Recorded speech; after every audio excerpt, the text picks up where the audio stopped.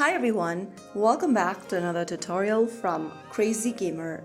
Today in this video we will be learning how to change commentary language in EA Sports FC Mobile Football.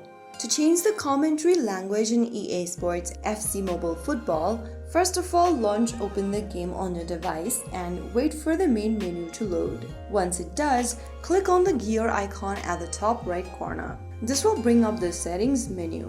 From the settings menu, go ahead and scroll down and tap on the pencil button right next to audio.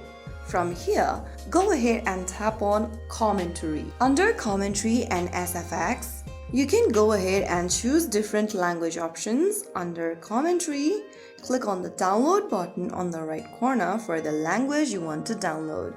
Now wait for the download to complete by tapping on start and your download process will begin. Now wait for the commentary language to be downloaded, which may take several minutes, and once it is done, you will be able to download and use the commentary language of your choice. Some of the common options for commentary languages are English, Spanish, French, German, Portuguese, Italian, Japanese, etc.